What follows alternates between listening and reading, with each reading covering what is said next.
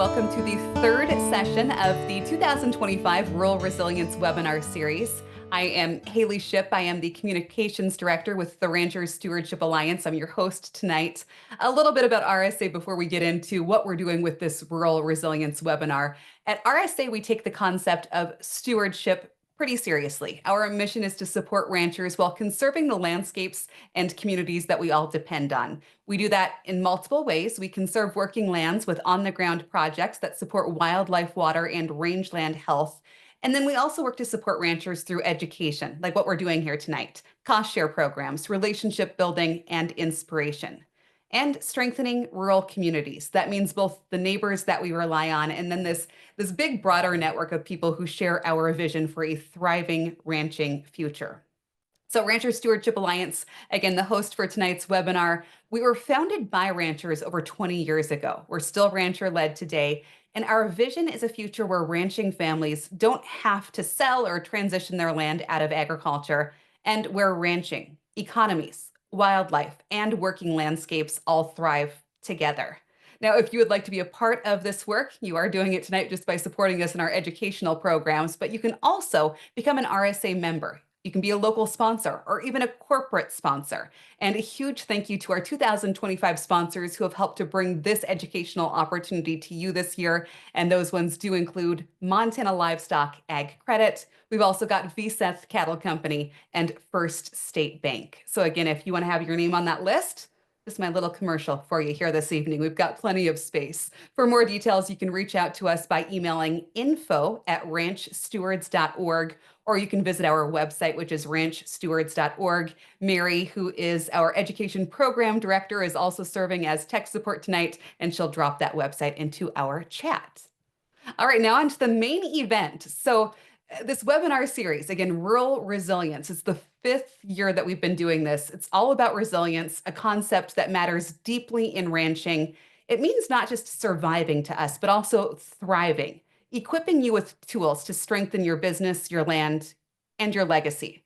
So tonight we're going to dive into the value-added programs for your herd, what's worth your time, what might not make as big of an impact on sale day, and we're bringing you insights that actually haven't even been publicly released yet. So pretty cool. We just learned that from Dr. Jessica Sperber as we were doing some tech calls earlier this week. This is brand new data. We're honored to have Dr. Jessica Sperber with us tonight. She grew up on her family's fourth generation cow-calf and grain operation in Alberta, Canada. She holds a master's in meat science, that's from West Texas A&M University, and a PhD in feedlot nutrition from the University of Nebraska-Lincoln. In November of 2002, she joined UNL's Department of Animal Science as an assistant professor and feedlot extension specialist, where she focuses on advancing livestock production through research and education. Jessica, we're really excited to have you here tonight as we go into this, again, third session of Rural Resilience. We'll go ahead and hand it over to you. Thank you for the introduction, Haley.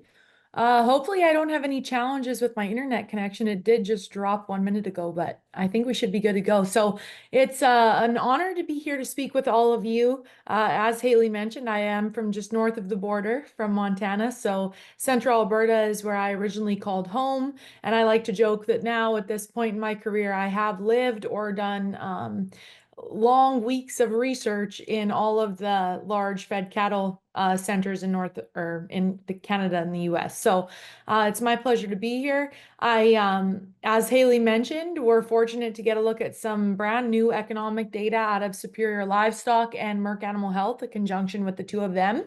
And so, yeah, just really excited. As everyone's aware, the calves that you're producing on the cow-calf side are ending up in the feed yards that I deal with every day. And so as we can add more value to those animals, we have a more profitable beef opportunity as a whole. And so I just wanted to start off, we're all very aware that cattle prices and especially feeder calf prices are the highest that they have ever been. And so this is some data out of Nebraska Cattlemen's Marketing Reporting Service. The black line would be 2025 data, the red is 2024, and the blue line is a 19 to 2023 average. And so we're sitting right under 380 a hundredweight or $3.80 a pound right now, moving into the first 2 months of 2025. And so historically, the highest cattle prices that we've ever seen, and that's largely driven by, many of you would know, the drop that we've seen in our US cow herd. So over a 10% reduction in the US cow herd since 2020 into 2025. And so with that, because of a reduced cow herd, we see that total January 1 cattle inventory reduced as well. This is the overall trend from 1965 until today. And we're still on that drop. So the green is the opportunity that we might increase a little bit in total cattle on feed. But right now we do see that we are limited in overall animals that we can pull into the feed yard side of production. As we look at, are we in a place of heifer retention yet to rebuild our cow herd, or to at least start rebuilding our cow herd? You can see that we are at the lowest of the low in heifers held as beef cow replacements. This data coming to us from LMIC. And if you listen to some of our market analysts and specialists, they would say that we really don't have an inkling yet that there is a retention in that overall cow herd. For us on the feed yard side of things, heifers as a percent of October 1 cattle on feed, we do see that heifer number on feed, although not the highest, as we saw right here in 2023, 2024, sitting at about 40% of fed cattle population as heifers, we've dropped now down to around 39% of total cattle on feed. Our regular, or our normal average percent of cattle on feed for heifers sits right around the 36 to 37.5% mark. So we have a long way to go, which means that our feed yards are learning the ropes of feeding more heifers in their operations. And for those who are already feeding heifers, they are capitalizing at a time like this. And so this is the relationship of cattle inventory in red and then calf price in blue.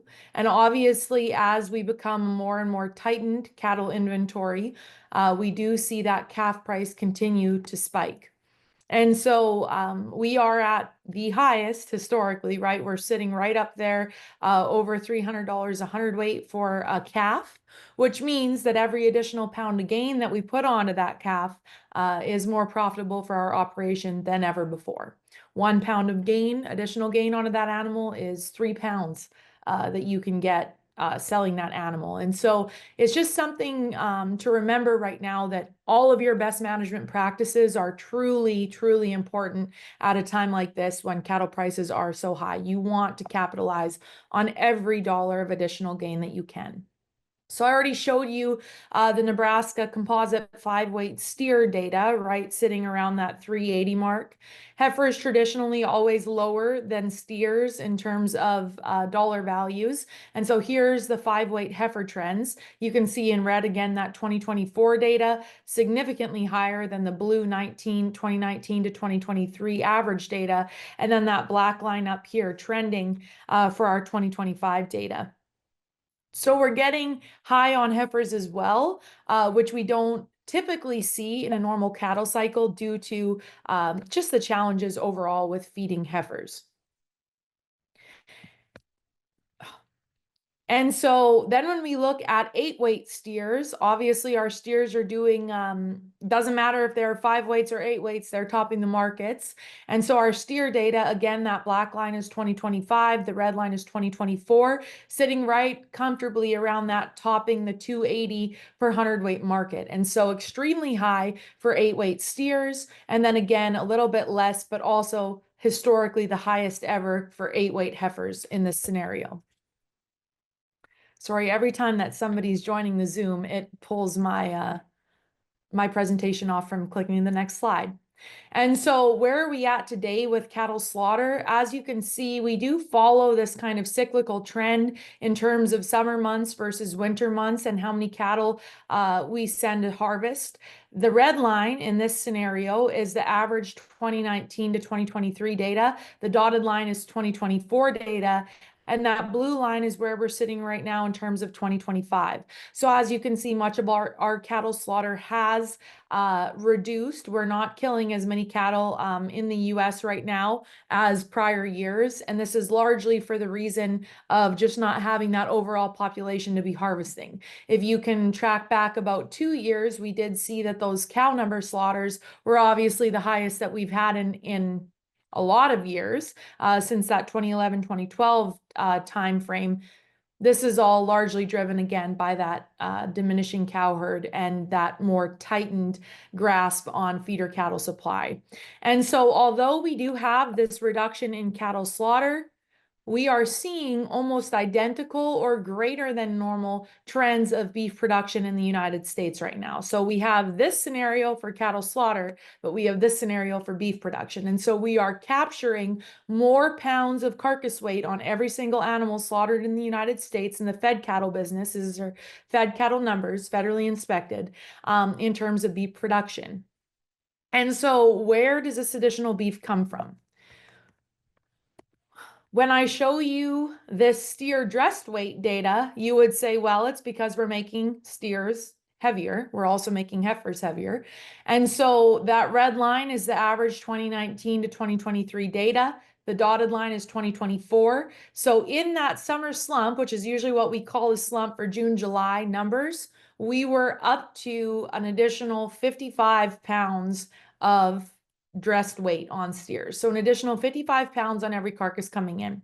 Then when you look at where we're at in 2025, that blue trend line up in the top, we are sitting significantly higher than what we saw for 2024 and definitely for 2020 or 2019 through 2023. And so what's causing all of this increase in production? Well, obviously on the feedlot side of things, we're really capitalizing on our opportunity to utilize technologies. Experior has been more adopted on the feedlot side of things, which gives on average about 3% boost in hot carcass weight, or anywhere from a 30 to 33 pound advantage in hot carcass weight. We've added an approximate additional 12 days on feed since last year. And so we are feeding for longer. We're giving these cattle all the technologies that we are on label to possibly do, and we are managing to the best of our ability. That being said, we have to do that in the feedlot side because the cost of our calf coming into the yard is the most expensive that it's ever been. And so all of that being said, because I am a feedlot specialist, so I got to catch everybody up on what I look at every day. But now to the side of production that I originally come from, which is cow-calf production in central Alberta. How can cow-calf producers set their calves up for success in the feed yard? So when myself as a feedlot researcher at the University of Nebraska, when we're looking to fill our 4,200 head yard at Nebraska, University of Nebraska, our research yard, what attributes in calves are we looking for, and what ones do we know can make us money? And I'm not just going to show you the performance data on these, because I'm well aware that money talks and economics talk. So that's really where the Merck animal health data and Superior Livestock auction data come in as a really, really nice as a really nice second to the performance data that I'm going to show you. And so, as many of you have probably heard many times, setting calves up for success in the feedlot obviously starts on the cow-calf operation. And in general, that can look like vaccinated with 2 series, so an initial and a booster of clostridial and viral vaccine, weaned for 45 days prior to marketing, so just ensuring that you have some type of weaning program in your operation. Castrated and healed before shipping, so we don't want those cattle to have additional stress or immunological challenges at the time of shipping. As you're well aware, there's a lot of additional stress during shipping in terms of commingling. Maybe you marketed them through an auction market. We want to make sure that those cattle are well healed up when they're headed either to their backgrounder or direct sold into the feed yard. And then also dehorned and healed. So there is some data that would show that that castrating and dehorning in the feedlot upon feedlot arrival can increase the incidence for BRD or reduce the overall health status of those animals. And so it is critical that we do these things on the cow-calf operation, make sure that those calves get healed up at a young age prior to when they're marketed. And then this is one that many don't think of, but exposed to feeders and waterers. So when we talk about risk classes in the feed yard, we talk about high, moderate, and low risk cattle. And some of the most high risk cattle are the ones that have never ever seen a waterer before or had to eat from a feed bunk, right? And so that's typical of cow-calf production. I'm not saying that that's not, but often from a feed yard standpoint, we look for those calves that have a bit of backgrounding in them to ensure that we don't have a challenge upon feedlot arrival. So one slide that I probably should have added to this is obviously calf health starts in utero and at time of first milk, right? Colostrum is definitely essential for life, and we have phenomenal dairy data that would show that colostrum is extremely essential for calf immunity and overall calf health. But I'm going to start at weaning and what we can do at weaning and during the cow-calf cycle in terms of best management practices. So obviously prior to weaning, those calves are accustomed to the mom's milk. That's what they know. Maybe a few nibbles of grass here and there, but essentially we want to make sure at weaning that we can accustom those cattle to feed other than mom's milk. So there's many different weaning strategies out there. I'm seeing more and more fence line weaning. And obviously variable days of weaning, right? Some of them might have been weaned 15 days, some might be weaned 60 days prior to shipping. Just depends on where you're marketing your cattle and who's purchasing those cattle. So obviously, shipping balling calves is the easiest in terms of weaning strategies, right? But I'm going to show you guys some gain data and then some pre-vac and weaning data that might make you realize that maybe you're giving up a few pounds of gain to just put those calves on as balling calves onto the truck. And then obviously down here using one of those or administrating some type of weaning implement into the system. So this is some data that comes out of the Oklahoma State University College of Vet Med. This is from Paul Beck and others in 2023. So this is weaning strategy and average daily gain. What they did was 2 weeks pre-weaning and 28-day post-weaning weights on these calves. Weaning method was either abrupt weaning, a nursing prevention tool, a short-term separation, or fence line weaning. And as you can see, abrupt weaning, those calves were gaining less than a pound per day. When you had that nursing prevention tool, the calves were gaining about 1.1 pounds per day. Short-term separation was 1.3 pounds per day, and then fence line weaning up to 1.5 pounds per day of gain. And so even though we're weaning them, those calves are still gaining quite efficiently in terms of overall growth performance for newly weaned calves. This is some older data that we really like to talk about in terms of receiving calf health in the feed yard, but preconditioning calves does set those animals up well for life past the cow-calf operation. And I don't want to hinge totally on just getting those calves ready to enter the feedlot system, right? We often get the pushback on the feed yard, well, when does the cow-calf see that return of value? Well, right now, the cow-calf is seeing that return of value. But also, I do have the economic data to support that buyers will buy cattle for a higher price based on management of those calves. And so here's the effects of pre-weaning vaccinations on performance of freshly weaned calves. This comes from Lynch and others in 1997. So like I mentioned, a little bit older data, but really truly what we are still currently seeing in the industry today. And so it compares steers that had no pre-vac program to steers that were given a pre-vaccine program. In this scenario, that was just 2 vaccines. So they started around the similar initial body weight. Average daily gain for the pre-vac cattle was 16.5% higher than for the steers that did not receive any type of pre-vaccination. And then obviously feed conversion for those cattle was improved by about 8.5%. And so not only do these cattle perform better in the yard in terms of average daily gain, we are seeing that improvement in feed conversion. And so if you're pre-weaning and you pre-vac, you can gain some of this additional value and gain on your cow-calf operation. Let's say you pre-wean by 45 days. Any additional weight that you're putting onto those calves in terms of true muscle formation, the next operation is going to capture on, right? So Sometimes we get a little bit locked in the compensatory gain talk, but if it is truly musculature and growth on those calves as opposed to fleshing ability, you will, I mean, every phase of production since then will capture on that compensatory gain. So we talked about doing all the right things in terms of dehorning on your operation. Maybe at the time of branding, we talked about pre-vaccines and how those can improve average daily gain. Then we talked about pre-weaning programs. And this is one of the lowest hanging fruits within the beef industry.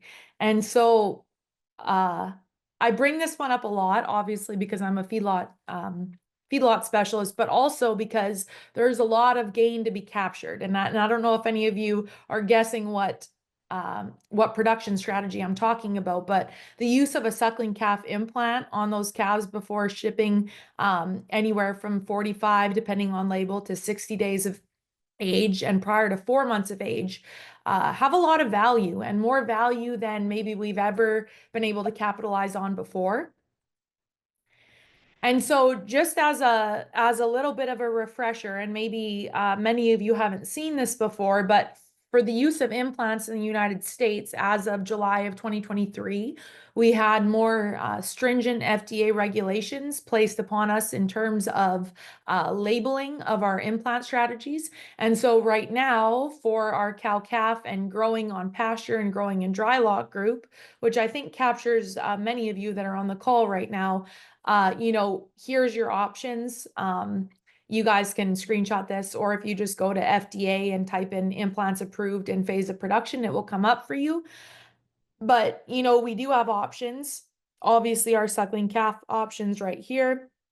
I'll show you guys some data on Ralgrove and Synovex C, and then growing on pasture, keeping in mind that Compudose and Encore are only approved for steers on pasture, not for heifers. And then our most recent adoption of growing in a dry lot, where when the regulations came in July of 2023, we did not have any implants approved for growing in a dry lot, where now we have Ralgrow, Synovex Choice, and Synovex Primer, which is a new implant marketed by Zoetis, and it's exactly half of a choice with the same length of life.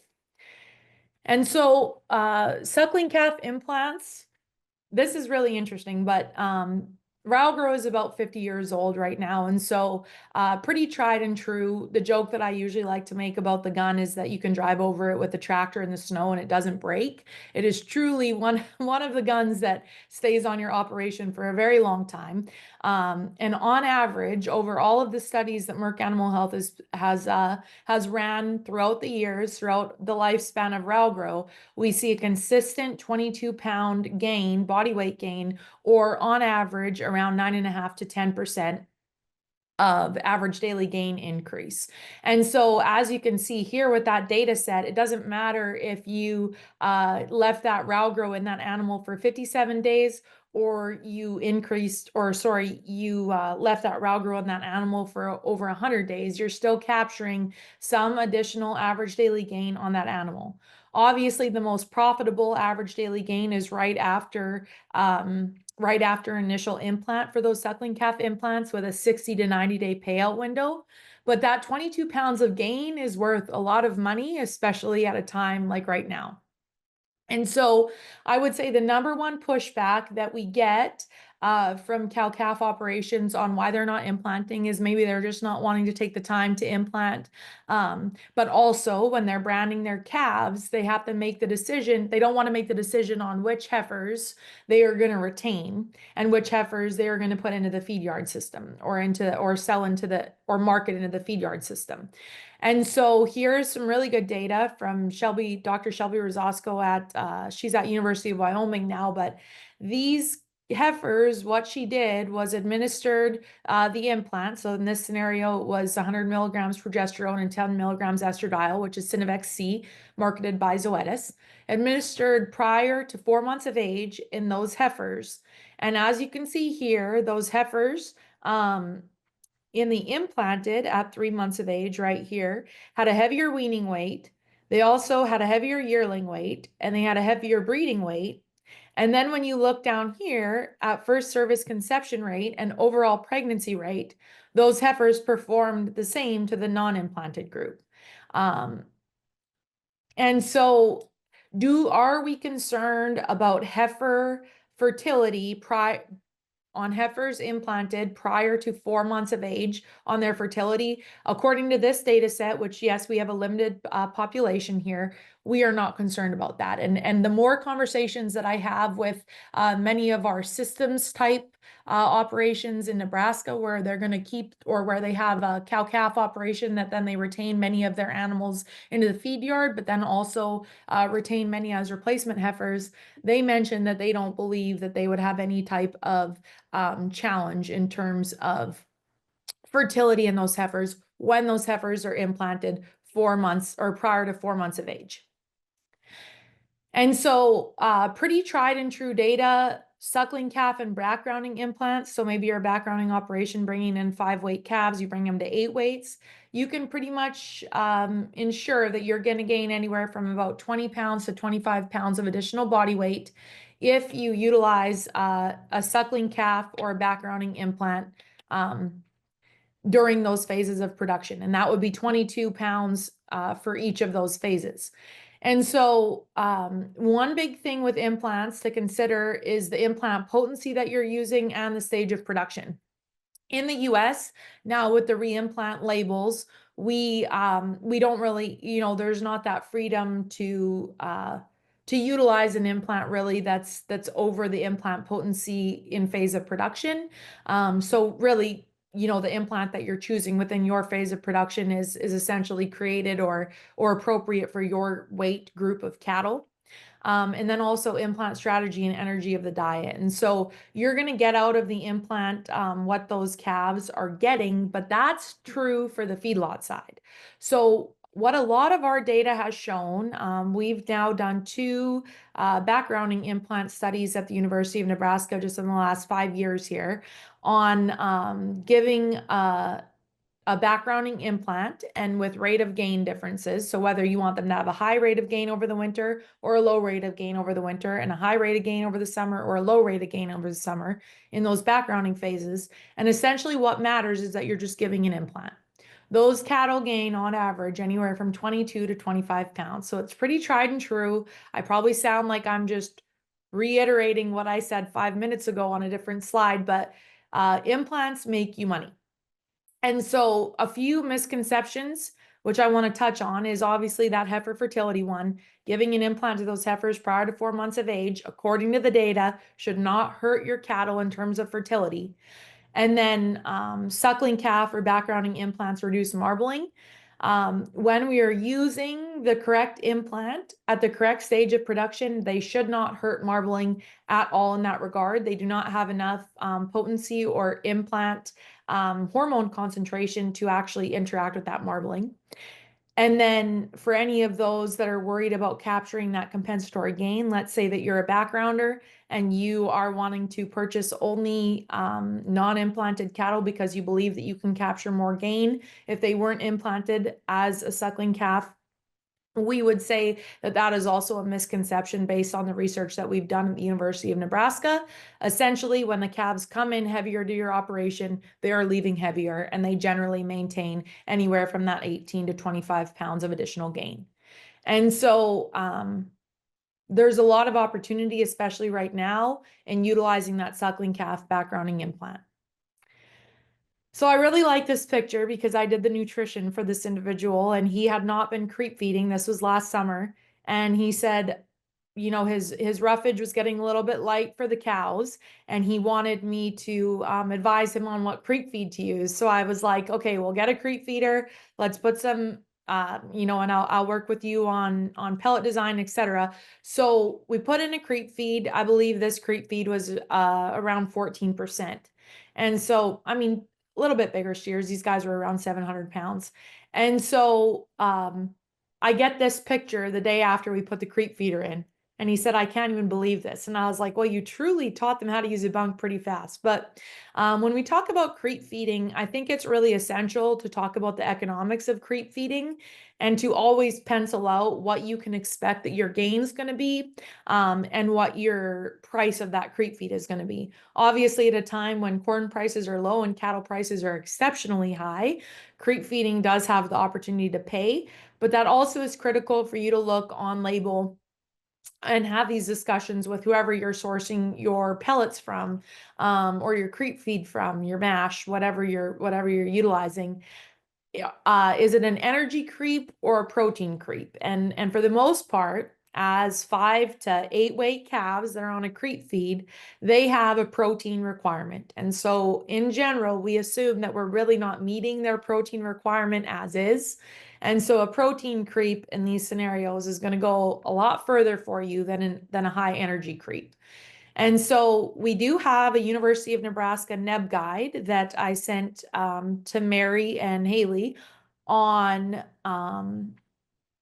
creep feeding. And so it's pretty much every question that you could have from the University of Nebraska in terms of creep feeding. Where's the profitability? What should I do in terms of creep feeding? And so on average in that NEB guide, they discuss some research that looks at high energy creep feeding, which often returns you a feed to gain. So right, pounds of feed per 1 pound of gain of an 8-to-1. And that's on a dry matter basis. So if you are using a high energy creep, you can assume or estimate based on a bunch of data that your feed conversion is 8 pounds of feed per 1 pound of gain. And that gives you a boost of an average daily gain of about 0.2 to 0.3 pounds per day over non-creep fed calves. Then when we look at a high protein creep, you can see that the feed to gain, or that feed conversion of those calves, do quite a bit better, cuts that feed conversion in half, all the way up to a 4 pounds of feed to a 1 pound of gain. And so, I think this is critical in terms of deciding what creep feeds you're utilizing, when you're utilizing them, and on what groups of cattle. So for any of you that retain your animals, or that maybe feed into a custom feed yard or get data back on your calves, there is some really interesting data from the University of Illinois, a little bit older data now from 2003, on how high grain diets fed earlier can improve our overall marbling score at the end of life. And so what you see here on this data slide is data from 168 Angus cross Simmental steers, so a nice British continental cross. And after 23 days of adaptation, these calves are placed on a common finishing diet for 185 days and then harvested. So that's how we have the harvest data here that you can see.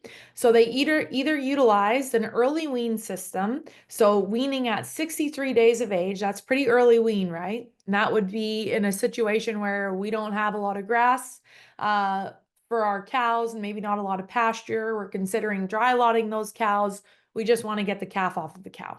So a 63-day of age early wean versus a normal wean at 189 days of age, giving either a corn creep, a high fiber creep, or a no creep. And so as you can see here, what we see in terms of hot carcass weight is that early weaning calf does as good, or that early weaned calf on corn does as good in terms of overall hot carcass weight as that fiber creep calf did. And then that high energy corn creep calf gained about an additional 20 pounds of hot carcass weight. So grain earlier on in these calves can increase the overall hot carcass weight in those animals. As you see here, ribeye area is pretty similar between the 4 different treatments, and then back fat is really quite similar between the 4 different treatments. And then when we look at marbling score, though, marbling score was definitely the highest for those early weaned, so those 63-day of age weaned calves. And this is something that maybe is a little bit misunderstood within growth physiology patterns of beef cattle, is that marbling starts in utero. And so marbling on an animal, that's why we have marbling EPDs, right? We can genetically try and breed for those higher marbling animals. And so when you early wean these calves and introduce a high energy grain diet into their system earlier in their feedlot phase of production, you actually do see that significantly increased overall marbling score, with obviously the opportunity here to have more percent choice cattle. Keeping in mind that these cattle were a lower percent choice just because this is 2003 data, and we weren't up to the level of quality grading that we are today in terms of management practices, but also in terms of genetic potential.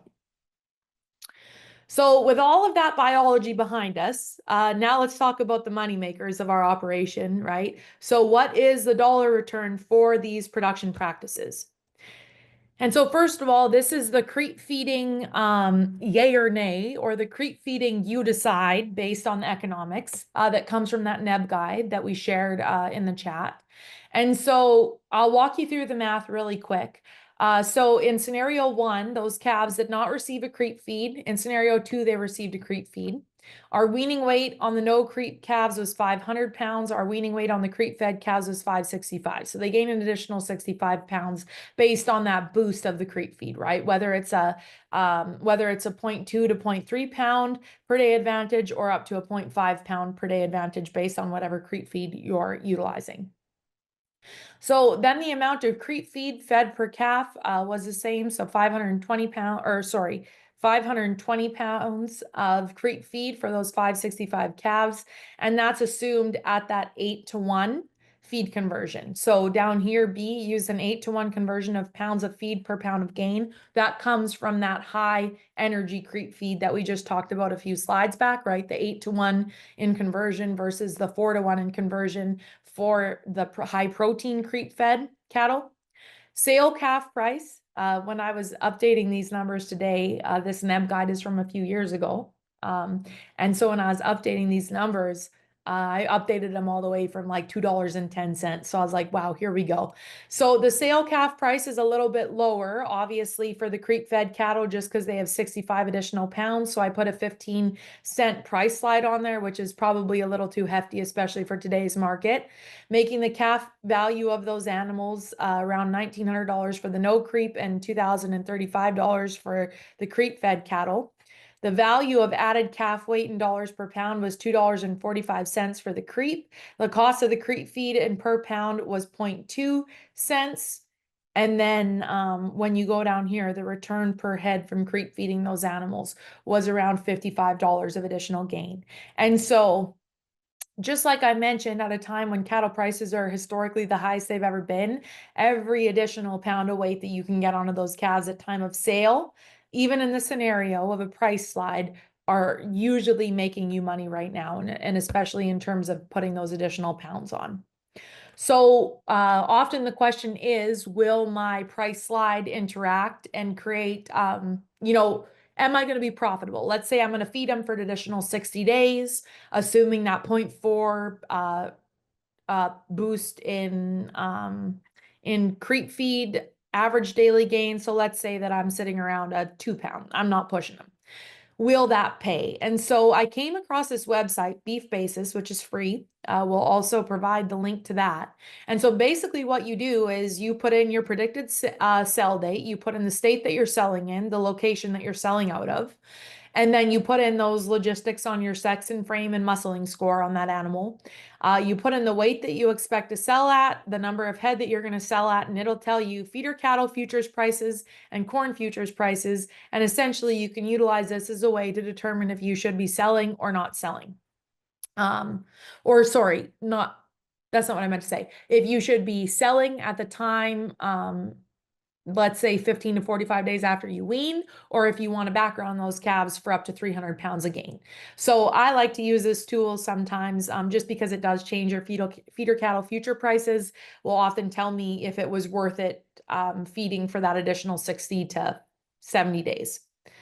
One thing that I do want to mention on this creep feeding slide is that there is no cost for the feeder, the equipment, or the labor costs included in that. So obviously having to include your equipment and labor costs into that $55 profit. This is strictly just for the value of the feed and the return value of that additional weight. So now I'm going to show you guys some really cool data, Merck Animal Health and Superior Livestock data have gone together for the last 3 years, I believe, in getting this data pulled together. And this is through an effort of Dr. Hutchison, Dr. Renter, and Dr. Tonser. I think it's excellent data and pretty exemplifying of what we see in terms of 5-weight calves, and what our opportunities are in terms of economics. And so this is taken from the Superior Livestock Database National Calf database. And so it looked at sales data from January through December of 2024. So very, very recent, up until I don't know, a month ago. I thought I was going to be presenting the 2023 data here on the webinar, but they got the article pulled together and ready to show the 2024 data, which is really exciting because obviously calf prices have really gone up. And so they looked at 7,243 lots that were sold as 5-weight lots through the Superior database from January to December of 2024. That accumulated to 851,000 head of cattle. So you want a population of 5-weight calves, here it is. The mean weight was 572 pounds on these guys, and the mean lot size was 118 head. And the average price nationally for all of the economics that are done in this study was $2.94 per pound. So just shy of $3 per pound.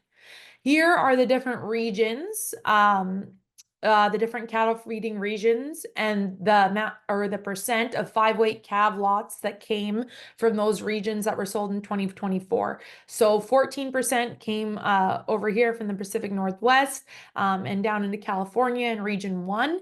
Region 2, and I can say this because you guys, there's a lot from Montana on here, but then obviously we got Nebraska cattle tied into that's the best region. 37% of them came from region 2. Region 3 was 26% of those cattle, so including those Texas cattle. Region 4 had 10% of the cattle, and region 5 and 6 accumulated to 12% of the cattle. So lots of our, northern native type cattle represented in this study, which I think is pretty critical when we discuss with Midwest and North feeding and cow-calf operations. So here's 3 factors that did not affect the sale price of these calves. So these 5-weight calves that were marketed through Superior, these 3 factors did not impact whether these cattle made money or they didn't. So if there was, on the bid sheet or on the sell sheet, if that animal said that it was implanted, it didn't negatively impact the price of those animals. And if it said that it wasn't implanted, it did not negatively impact the price of those cattle. Whether the animal was persistently infected free or BVD PI free did not affect it. And then the Natural Plus program did not affect the price of these calves. So these are Superior value added programs, and you can find descriptions of these programs on the Superior Livestock Auction website. So although I mentioned that heifers are, now a pretty good a decent portion of our feeding, anywhere from 38 to 39% of total cattle on feed in the United States, we consistently see that heifer prices do not compare with the price of steers. So in this scenario, that $0 of additional value per hundredweight, or the base, is the heifers, so the $0 value. And then that the dark green is around $30 per hundredweight of additional value for a steer, which can really add up, right? $300 of additional value for that steer. And then when we looked at those mixed groups of cattle, that's just how those cattle were marketed and as mixed, probably meaning that they had more steers in the pen than not. And those gained around $10 of value over the heifers. And so, I just actually took this picture the other day in a Nebraska feed yard, and these are heifers that I would definitely want to feed. Easy doing, great looking females. Why do we not want to feed heifers in the feed yard system? Obviously, because intact heifers go through estrus. And so coming into heat in the feed yard can be a challenge. Some just don't want to add that additional ration to their feed mill, right? Having to add melangestrol acetate or MGA to the diet to prevent estrus in these females. And then just the logistics in general of feeding heifers over feeding steers. In general, heifers do not respond to the same ability to growth enhancing technologies such as implants or beta agonists to steers, but in terms of feeding, the same ration would be utilized across both, just with the addition of MGA into those females.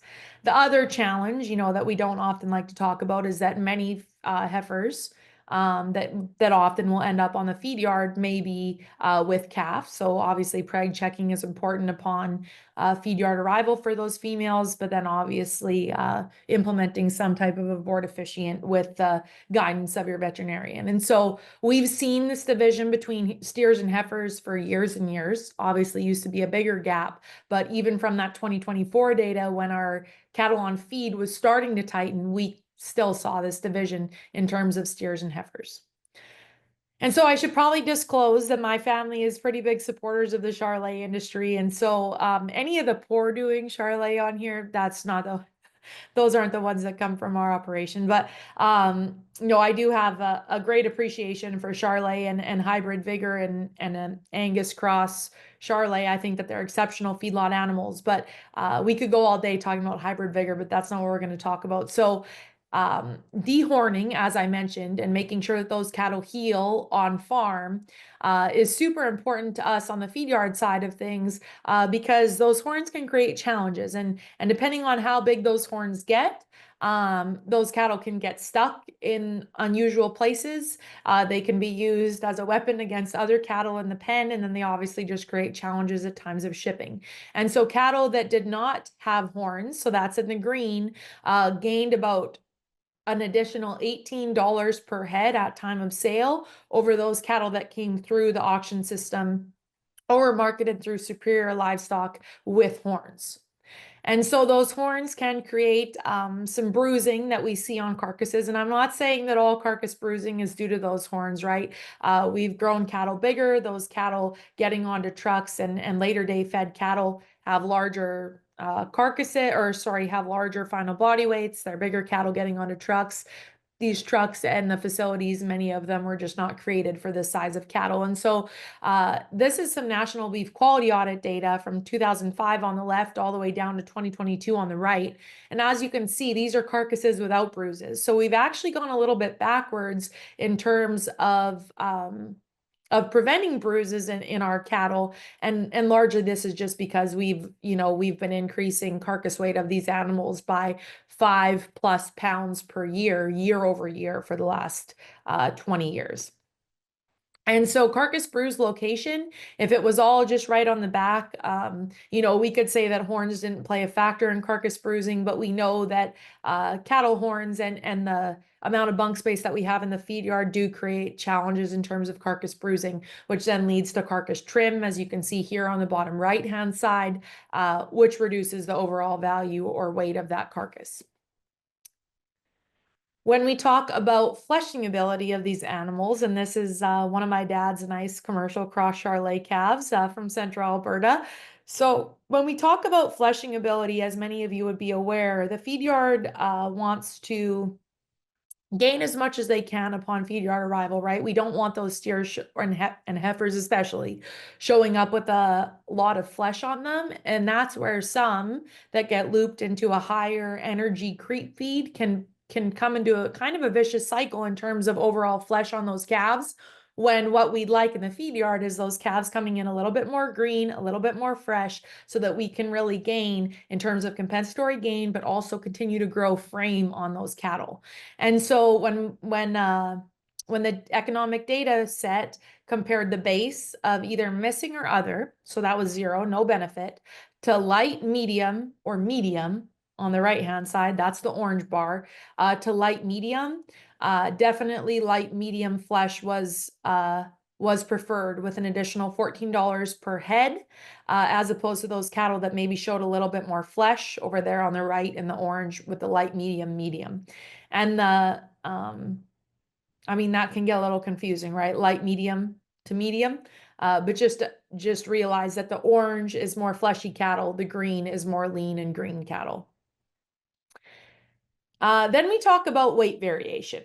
And so what you guys see here on the right is 3 animals that were all delivered to a feed yard on the same date. And those cattle are all currently being fed in the same pen. And when it comes to uniformity, we do not have a lot of evenness, right? We have this large, the calf on the left, larger framed, pretty lean, ready to roll calf. Then we have a very lean and green, smaller frame, poorer doing, maybe a little bit more high risk calf in the middle. And then we have a more fleshy calf on the right-hand side.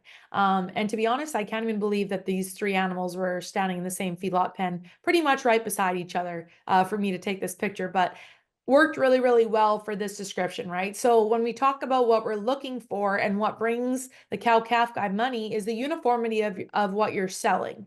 And so I realize that some cow-calf operations do not have the volume to sort off groups of cattle, maybe market them in 25 head pen or 25 head groups, 50 head groups, etc. But when we really talk about uniformity going through a sale, there is money in terms of how much money can be made by not having one of those outliers in the group. And so that green bar in the middle tells you a fairly even group marketed. So these are 5 weight calves, right? Marketed through the system, gives you about an additional $25 per head if you have a pretty uniform group. And I don't have the variation of what that weight difference was. So in terms of overall risk status and look of the animal and fleshing ability and size of the animal, the frame would be what pairs those guys is fairly even, all within that 5 weight distribution. And then for a very uneven group, you are being docked $3.29 per hundredweight.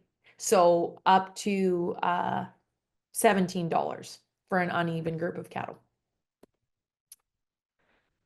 Now we'll talk about value-added health programs. And I'm obviously a nutritionist, so I don't really like to get into the weeds too much on veterinary medicine. But I think that we've learned a lot over the years in terms of keeping animal healthy, and healthy animals arriving to a feed yard do better.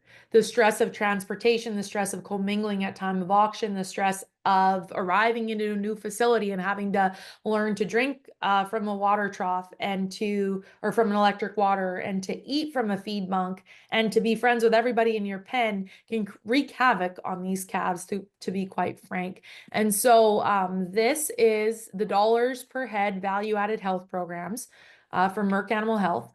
And so what it is essentially it's either 2 doses of clostridial, 2 doses of modified live viral 5-way, 1 or 2 doses of Mannheimia hemolytica or Pasteurella multocida, and then either 45 or 60 days weaned. So the VAC 45 is 45 days weaned, the VAC 60 is 60 days weaned and home raised in both of those scenarios. And then the VAC pre-con is the last vaccine was given 14 days prior to delivery. And so, as you can see, having pre-vaccine and value-added programs in terms of vaccine treatment and ensuring that these cattle are well cared for on the cow-calf operation do pay off when they're coming into the feed yard. And this is dollars per head again. So that VAC 45 program offering up to, well, a little over $48 per head.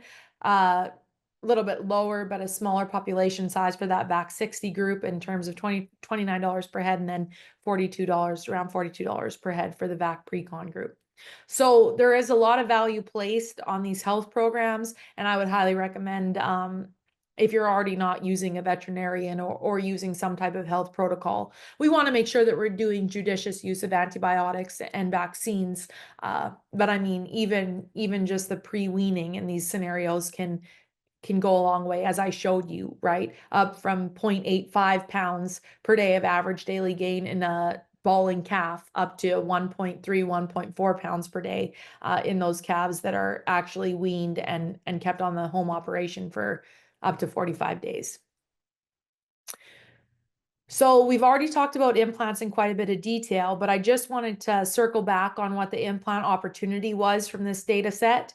So the interesting part is that 2,853 out of 7,243 lots of the calves that came through this data set, or that were utilized within this data set, were not in a program that bans implants. In other words, these calves were not verified for NHTC or GAP or all natural programs.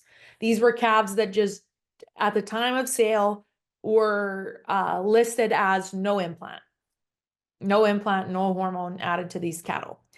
Does that mean that all of these cattle get sold in the non-hormone treated programs? That does not mean that, because we do not have 40% of our 5-weight calves going into non-hormone treated programs.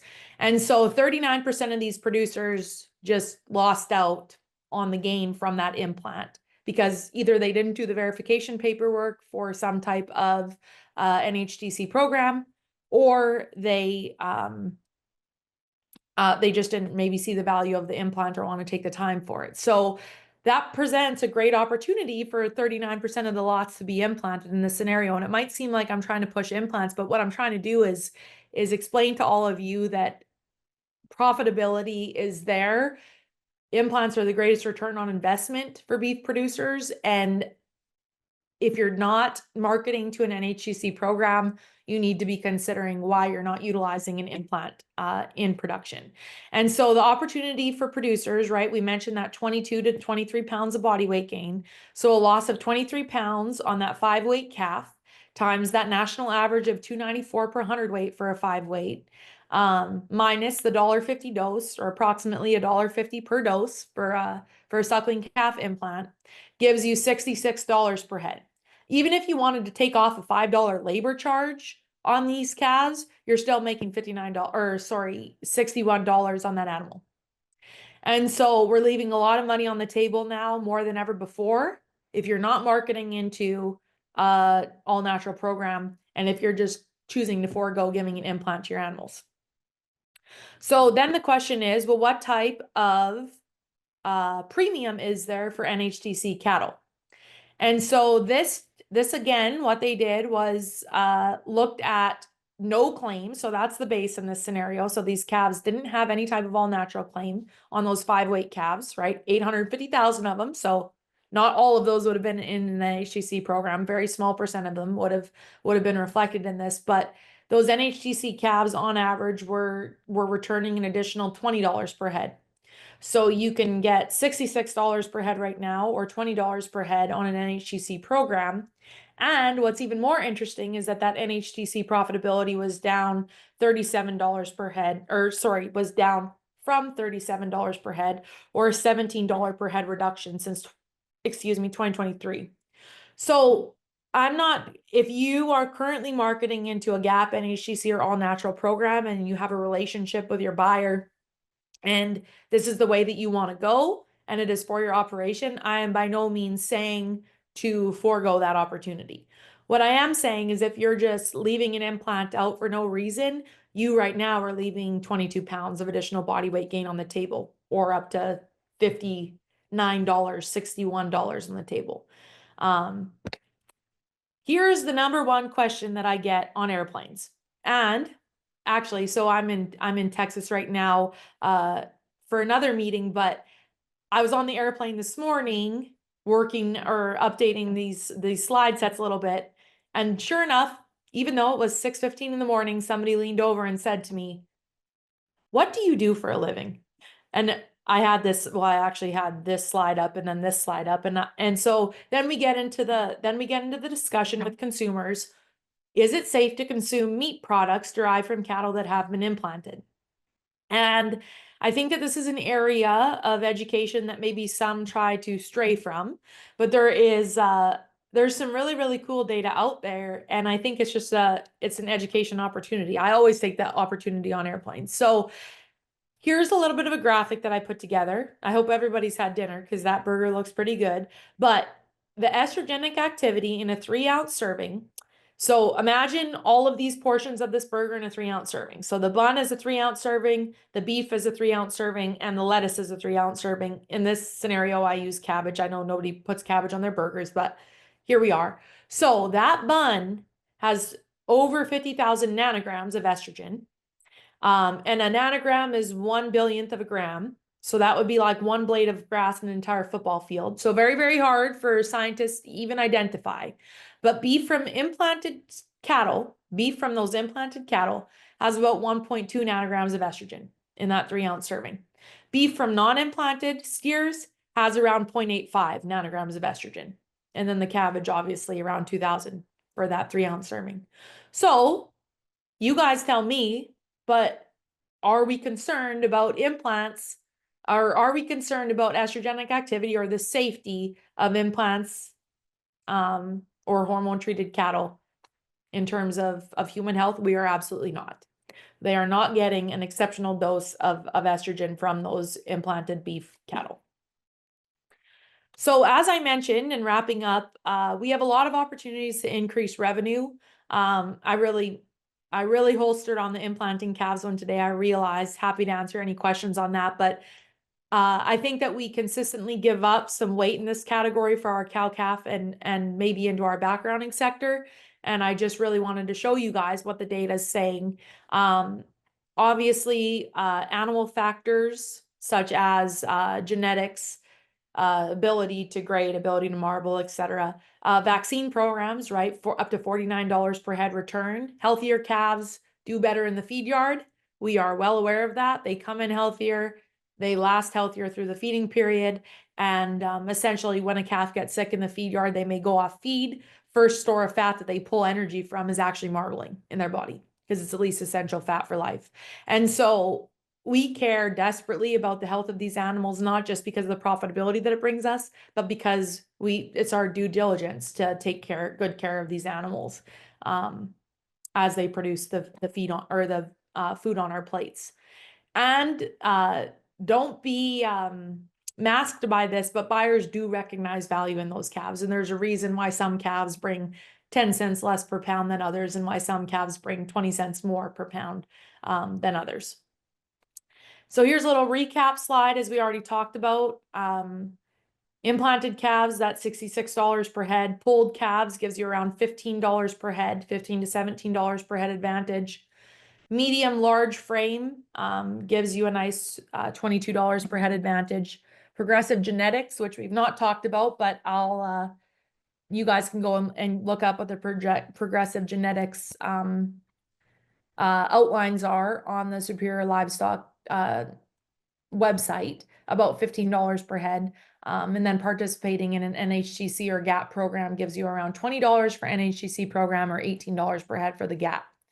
Discounts, those small frame calves, the ones that really can't grow to that 1,500 pound final body weight that we're looking for in the feed yard system, they're going to hold us back a little bit with a discount of about $17 per head. And then those fleshy calves coming into the feed yard, not as much opportunity with those ones.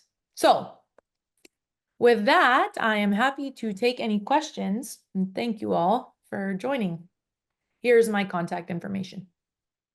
Jessica sold herself short when she said she was on a plane this morning at 6:30 because she meant 6:30 Central Time, which is 5:30 for us mountain folks. And that was when she was actually in the air. She was at the airport at 4:30. So she's either had a good nap or she's the Energizer Bunny. But I had no nap, Haley, but here we are. This kind of talk gives me energy, so it's exciting.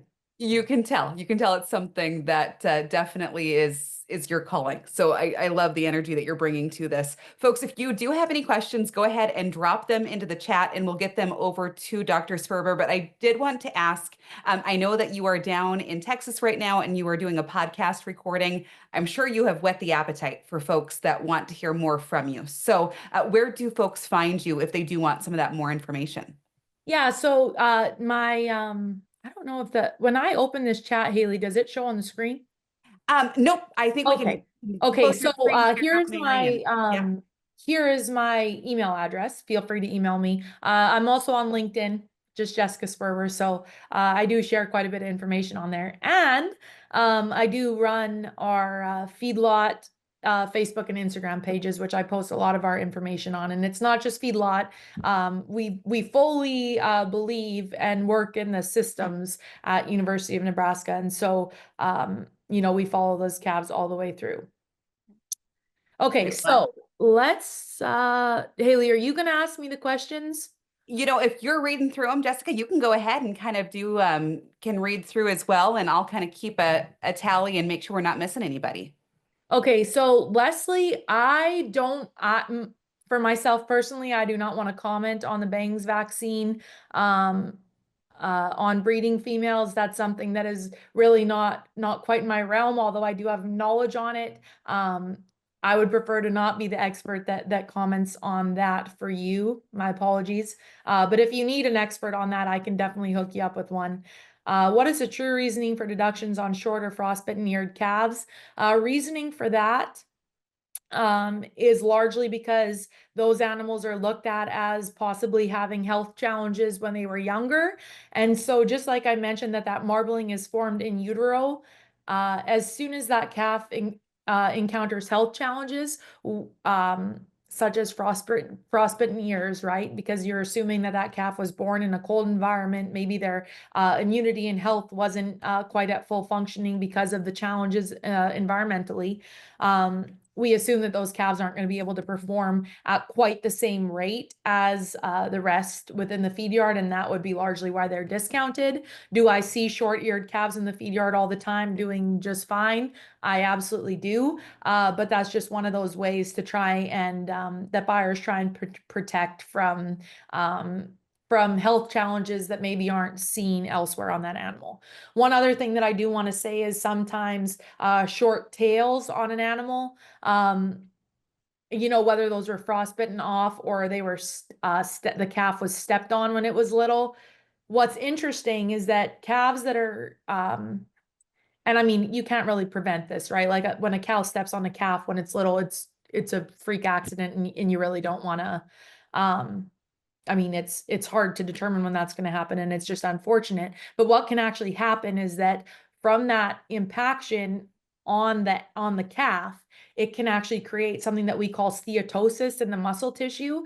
And so we call that a callus at the packing plant. And what happens is that the muscle tissue, and I've even seen a callus in the rib roll before, so right on the rib eye, that callus forms, and instead of muscle tissue there, it actually proliferates with fat cells. And so you no longer have muscle on the most expensive part of that animal because of an injury as a young animal. And so sometimes short tails or deformities, things like that can maybe trigger something that there might be a carcass quality defect in that calf, but that's largely where that comes from.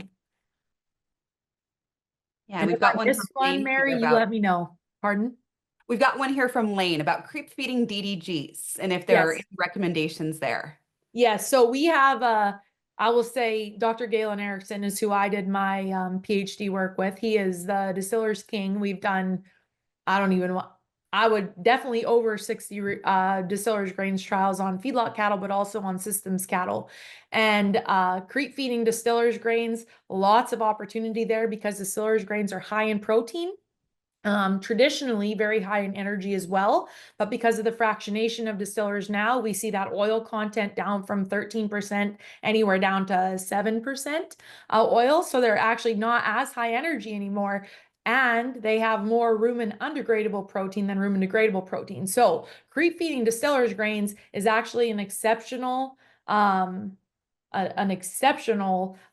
creep feed for young growing calves, because young growing calves have a rumen undegradable protein requirement. Distillers grains have a high rumen undegradable protein content and not as much energy in them anymore. So really, if you can get the labor to put those distillers grains out every day, really, really ideal. I will mention we also for any distillers types questions, any of the research that I've talked about today, that information can be found in our Nebraska beef reports. So every year, the University of Nebraska, from all of our beef research, publishes a Nebraska beef report. And so it's all available online, any of the data that we found. And there are creep feeding distillers grain studies in that database. So just Google Nebraska beef reports and they will come up. And yes, I believe, Mary, will my slides be available or just the video? She's asking for slides and then also the video as well. And the video question is, will we have a video of this up afterwards? And we do post the replays of these to our Rancher Stewardship Alliance YouTube channel. And Jessica was just going to give us the go ahead as to whether or not we could share this new of information You're without good to go. somebody else Yes. needing to do it first. Yep. Perfect. Nope. You guys are good. I got the go ahead today. Dale Visa says a 14 is 14% protein considered a protein creep? Yes, it would be. And that would be more so for, let's say, 7 weights. If you're going to creep feed 4 to 5 weights, I would say a 16% creep feed would be more common in those for a protein creep. But 14% on a 7 to 8 weight is plenty of protein. What feedback are feeders willing to give calf producers, grading, doctoring, etc.? So, Cody, this is actually really fascinating. So, I'm in Texas right now recording for the Future of Beef podcast, which I'm a co-host on, and it's in partnership with Breeder, which is a full systems beef approach to getting data back to the cow-calf producer. If you haven't heard of Breeder, go ahead and go Google it. Also, quick plug, but go listen to our podcast. Anyway, so what feedback are the feeders willing to give? Well, I'll tell you this, a feed yard, if a feed yard knows the ability of your calves when they are coming into the operation, that feed yard can make decisions on those calves, whether they're management or nutrition or endpoint, so time of harvest decisions based on what they're getting into the operation. And so they, depending on the yard that you're working with, maybe you're direct selling, maybe you're not. The technologies that are out there today, such as the technologies that track via an EID tag in those calves from cow-calf all the way through harvest, right? Many of our major packing plants have EID readers, gives the carcass closeout data back to the feed yard. And then depending on the relationship that feed yard has with who they're buying their calves from, they may also send that information down because at a time like right now where every additional pound on the carcass is really paying, and we have a large, I mean, we have phenomenal grading in this country, premium choice and prime carcasses. If you are producing the type of cattle that they want, they are going to let you know. And so, and I always say too, if you're direct selling into a feed yard, your opportunity is endless in terms of data feedback if you ask them for that data feedback in order for your operation to get better. But I will say, if the feed yard's not asking to buy your calves again after you sold them one time, then maybe there's attributes in your cattle that you need to look a little bit more in depth to and figure out why the feed yard isn't wanting to direct buy again. But that's obviously in a direct buying partnership. Animal health often, and obviously this is yard to yard, right? But for some of our more progressive yards, especially in the state of Nebraska, they've got great relationships with a lot of the cow-calf producers. And if you are providing them cattle that are pre-vacced, pre-weaned on a program that is going to set them up for success in the feed yard, they're going to tell you that because we track morbidity, mortality in the feed yard very closely. We obviously put death loss into our break evens, and if your cattle are requiring less doctoring and less handling, they should let you know that. So really good question, but there's opportunity. Long answer for a short question. One of the questions that I had is, of course, we're looking at this recent data where pounds are king. And as you identified, unless you're really heavily marketing into an NHTC type of a market, you're really doing yourself a disservice if you aren't doing the implant and you're not capitalizing on those pounds. But has there been a time in the past where maybe that NHTC did create a premium? Yes. So, so our large NHTC market is the European Union, because they do not allow imported beef that has been implanted. And so for the US, when we were looking at export markets, and places to send our high quality beef, one of those major opportunities 10 years ago was to sell cattle into an NHTC system. We had large feed yards that had over a third of or half of their cattle on NHTC programs. We still do see it today, right? We do have branded beef programs in this country that are, strictly NHTC. So it did pay, right? And that's why I make that statement, is that when calf prices were $1.20 per pound, you're making, let's say, $27 back, $27, $28 back on that implant. And maybe you're making $43 on an NHTC animal, or you're making $37 like last year on that NHTC animal. And so if you are doing the paperwork and you have a good relationship with a buyer who knows and verifies that your cattle are NHTC or GAP program approved, etc., I would maintain that relationship. But if you are not verified in those scenarios, and you're not doing the paperwork and you're not verified, I would definitely capitalize on the biggest return on investment for the cow-calf, or sorry, for the cattle industry. I just got another one message to me, and it's, do you have data as to the cost per pound to market program cattle? Like gap cattle? I'll see if I can get more detail on Okay. that. So as I'm doing that, one other question that I had is we were joking about it between Mary and myself before we started this call, but on our ranch, we shouldn't be calving yet. And we are a Red Angus composite herd that has 5 black calves on the ground. So we are 100% not running a uniform calf crop at this point. It's uniform, but it's the wrong color than what the other ones are going to be. So as you're talking about having those lots be uniform and Not that color. productions, color doesn't matter. Mm-mm. And so obviously in the US, we do have a large certified Angus beef market, right? We sell a lot of black-hided cattle. Many of them qualify into CAB. But uniformity in general would not necessarily pull in hide color. Sometimes hide color is a reflection of the genetics of that animal, right? So if they're going to be a larger frame, have more continental genetics, they might have a lighter hide coat on them. That being said, though, some of our large Simmental cross steers, they're, continental genetics, not going to have the same maturity window as more of our earlier maturing British breeds.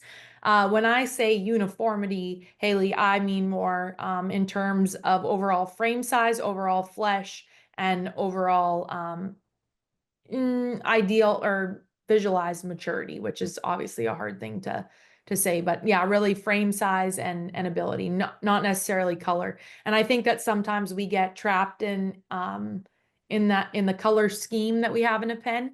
But I mean, if you have very, very similar steers of similar like type and quality and frame size, I would not expect to get docked on that group. We did see it was funny because so I was in 4-H in Canada showing market steers a long time ago. But my grandpa, when we were growing up, never ever wanted us to show the gray steers. He was like, no, they get docked at the auction market. You guys shouldn't show them. And then my sister was like, well, this one's really, really cute. She was younger. She really wanted to show it. And he did phenomenal. And so did we have a price difference back then on the color of the or on the color of the hair? Yes, and quite a division. I think now we still realize that those cattle will go CAB, so black-hided does have a premium attached to it, but there's also a premium attached to understanding the physiology and the ability of those hybrid vigor cattle.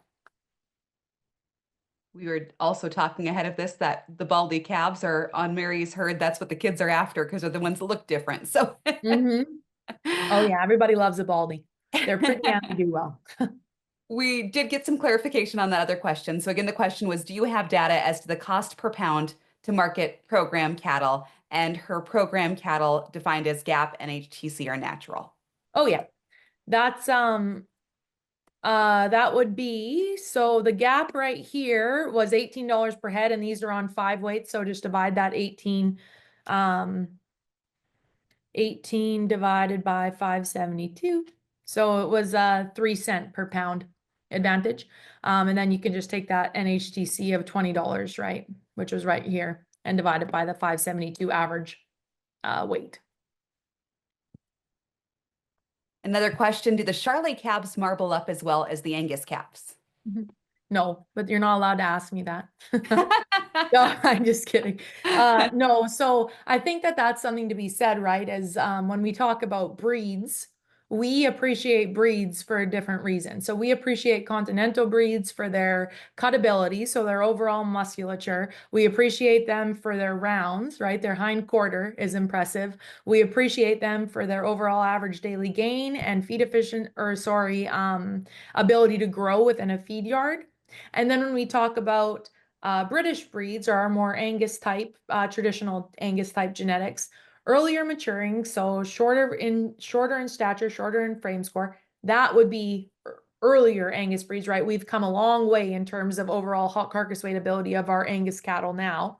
But those British breeds still, true to today, just like Herefords, marble well. And we know that about them. But is their performance in the feed yard as stellar as what we see in those continental breeds? No. And so, that's why when I talk about hybrid vigor, you can try and get the best of both worlds. And it's, a lot of it has to do with what yard you're marketing into. Maybe you're retaining. So then if you're retaining your cattle, how are you marketing those cattle? And are you marketing them on a grid that really, really puts a lot of value on the marbling of those animals? Or are you marketing on a grid that maybe has more of a similar dollar value placed as like the choice select spread, which is, if any of you follow the choice select spread, it's been pretty crazy over the last year. And so signals from that would say that we're just trying to we're trying to get more pounds of beef on every carcass. How can we do that? Well, with some hybrid vigor, because also attached to those high marbling animals is more often than not a yield grade 4 and 5, right? Back fat and intramuscular fat and intermuscular fat are antagonistic. So as you get more marbling, you get more back fat. More back fat means more trim at the packing plant, more challenges with those yield grade 4s and 5s, you get a discount, but you get the premium for the marbling. On the other hand, when you move to a more continental type makeup, you're getting a lot more cutability, so less yield grade 4s and 5s, more yield grade 2s and yield grade 3s, but you are dropping down from that prime into a choice and premium choice or low choice quality grading. Good question. Well, Jessica, this has been tremendous. And I do want to just touch back again on your background. So you've got a master's in meat science from West Texas A&M and a PhD in feedlot nutrition from University of Nebraska-Lincoln. I think as folks are witnessing, this dedication that you have towards this topic, it's just fun to kind of look back. And I know that there's a lot of youth out there that like to do judging for 4-H and FFA and whatnot. And if this is something that they really enjoy, here is a career path that really could match up well for them. So I just always like to showcase that as we do this sort of discussion too. Anything else that we didn't get to tonight that you think folks should know about? No, just feel free to, oh, we got one more. Oh, yep. Growing my herd again, selecting quality before I add quantity. Which value added programs or certifications should I focus on to ensure a genuine return on investment at my current scale while still allowing my operation to grow? Great question, Okay. Kate. Yeah, loaded question, Kate. Give us the Um, answers. yeah, so uh I would say um knowing what your cattle will perform like on the rail is essential. So you may look at yourself as I'm a cow-calf producer. That's why I'm here. I'm here to put calves on the ground. But if you can link up, and use some type of technology or some type of opportunity to document your cattle, have a relationship with a feed yard or a backgrounder, and get data back on your calves, I think there's a tremendous amount of value in that.